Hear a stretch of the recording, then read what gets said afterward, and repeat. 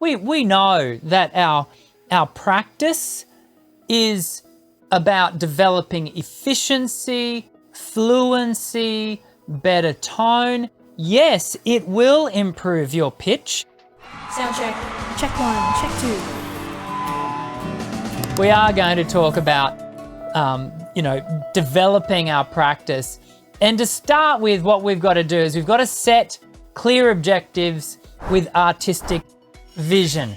What does that include? Well, it means that your practice needs to align with your goals and your artistic identity. There's no sense in you workshopping your voice to the value of someone else. It's so important that you plan where you want to go before you leave. Yeah, and it's no different around your practice. I was at the gym this morning, and there's another fellow that I've been going to the same gym for about 4, 5, 6 years. This is a fellow who is there, I dare say, far more often than I am. And he's always got his workout written down, and he goes through and he ticks it off. I'm always in awe of him.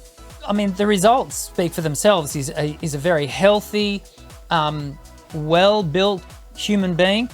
And it speaks to the value of he's not just rocking up and going, what will I work on today?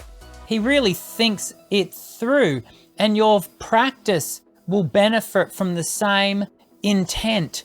And that's got to align. So in the case of the gym, if you were wanting to become let's say a long distance runner, then you will need to do some weight work, but more to the point, you're going to need to do a lot of running. There's going to need to be a lot of cardio. Whereas if you are a weightlifter, you will benefit from cardio, but what are you going to predominantly do? You're going to predominantly work on weights. It's the same with the voice. What are you wanting to develop in and around your sound from your own artistic identity? You will really benefit from a diverse repertoire choice. Now, your diversity can, range from anything to anything, but really just try to think either side of your genre. So if you are right into singing pop, you might like to consider stepping into more rock pop. You might also like to consider stepping into folk pop. The voice will really value from that example. If you were to go rock pop, then the voice is going to need to work on areas of heavier pressed vocal, whereas in folk pop, you're going to need to be a lighter sound. And so the voice benefits from developing that variance in the tone, and it all feeds back into the development of your voice, and you're getting good bang for your buck out of that practice. Make sure that you are obtaining feedback around that. Check in with people. You've set objectives. Are those objectives being realized? That feedback can be solicited and unsolicited. The solicited feedback, you can use the Voice Essentials community Facebook group to elicit and solicit that feedback, and be intentional. Put a video up of you practicing a song, and you can say, hey, this is by no means polished. I'm practicing this piece. Can you give me some feedback? What are the areas that you're hearing me develop? You might even list the areas you're working on. And many people, if you jump over into the community Facebook group with us, you will see many people already doing that. And it's a really highly valuable way to gain feedback. One of the most rewarding forms of feedback is the unsolicited feedback, when you have been working on a particular area of your voice. And this happens a lot with my students. Perhaps they're in a band, and they might have been having lessons for a few months, and then suddenly one of the band members will say, hey, look, I just want to say you've been rocking it last few weeks. What are you doing? And sometimes they reveal they're having lessons, and sometimes they don't. But, you know, they will typically come to the next lesson and say, hey, guess what? I'm getting feedback. You know, I'm really, what I thought I was experiencing is evident to other people. And it's quite rewarding when that feedback is, as I said, unsolicited, because you really know that you're hitting the mark at that point.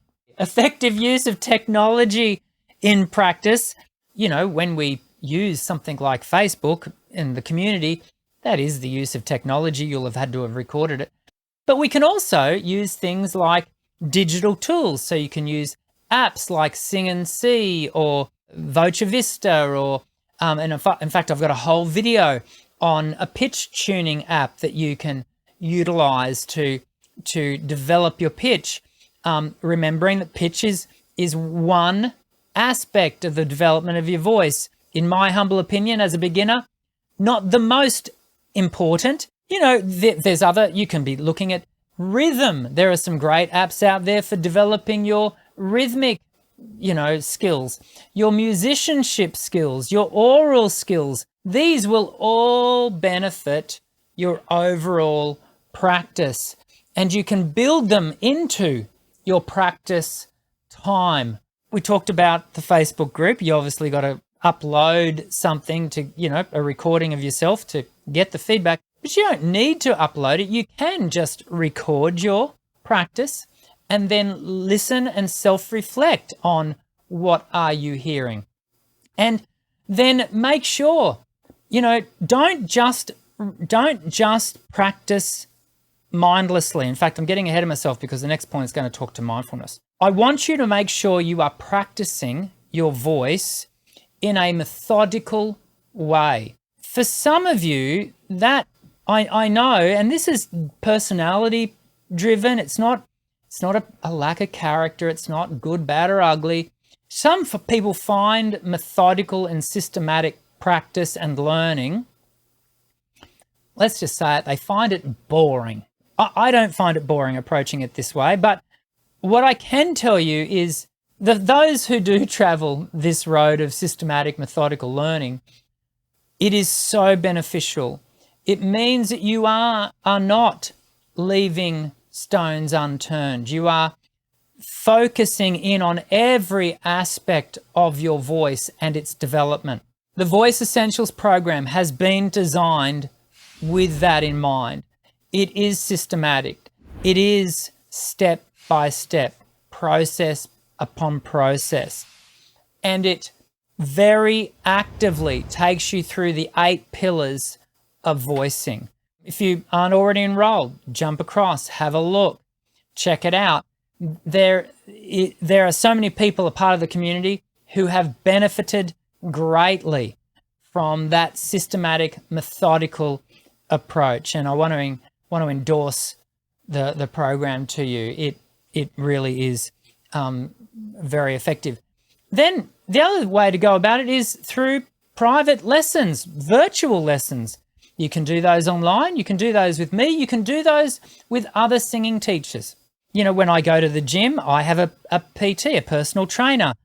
He sees things that, and I'm thinking of an activity we were doing this morning where I was sort of leaning over an incline bench, and I was, you know, pumping my arms with some weights, and he go, Daniel, stop. You're doing it wrong. And he fixed up my technique and the way I was moving, and consequently, not only was the activity easier, I was getting more benefit. And the same can happen with your voice. It's so often that students come in and the effectiveness of what they're doing has been significantly reduced because they're just not quite in the zone with what they're needing to achieve. Good private tuition can really be helpful. Mindful practice strategies. I am so for this. It is so important that you optimize the focus of your practice time. Don't practice mindlessly. I say to students, especially those that have been with me for, you know, longer than 6, 12 months, it's so easy for them to just at home, just hit play on the playlist that they've got of their exercises and literally just mindlessly go through the activities. When we do that, that really is reduced to a vocal warm-up. It's not a technical workout. For it to be a technical workout, you must be mindful. You must be focused and in the moment. Now, to start with, and I say this to all of my beginner students, practice for 20 minutes every second day.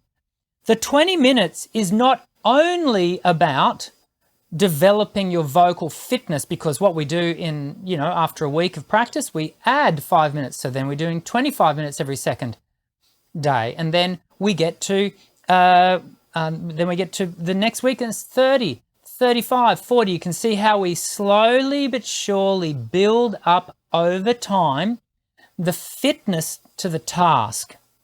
So important for your vocal health. The other thing that it's doing is it's building your capacity for mental focus. This is a muscle that you have to build like every other biological muscle in your body, and being able to remain attentive and in the moment requires focus. The big side benefit to that is in performance, what do you have to be? You have to be focused. You have to have your mind on the job. I can tell you, the times that I find myself forgetting my lyrics is because my brain has wandered off and focused on something other than me being in the moment and remembering the lyrics for performance. It might be I've seen someone in the audience who I know and suddenly my mind starts, attending to that thought, or, maybe I don't know, on the way to the gig, I realized I was running low on fuel and where am I going to get fuel on the way home? Like, it can be so random. And so developing that focus capacity is so important. We want to have effective visualization techniques. This is in the area of your practice. You don't always have to be phonating, creating sound to have singing in play, in practice in play. The benefits of simply visualization, literally sitting in a chair. Here in my studio, I would sit in a chair just over there and sitting and just turning on the backing track and mentally singing through the song, no sound, but what I'm doing there is I'm building a stronger mind map of the lyric. I'm seeing myself, I'm projecting myself onto stage, presenting the piece. I'm connecting with the emotion, all without creating any sound. And so we talk a lot about this particular device and practice strategy for when we're sick. It really comes into its own for when you should not be singing. But equally, you can do it. You don't have to wait until you're sick to employ this strategy, because the benefits to your overall development are pretty cool. I want you to recognize when you do need to take breaks. It's very easy to get very excited in a practice session and overdo it. And that may well be because you've employed all of the strategies we've talked about today. You're having this great practice, and so you just keep going.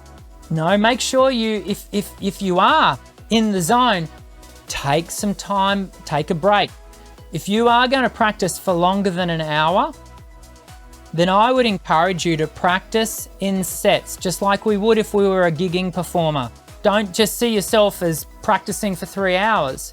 If you're going to practice for 3 hours, and my advice to you would be, do not do that.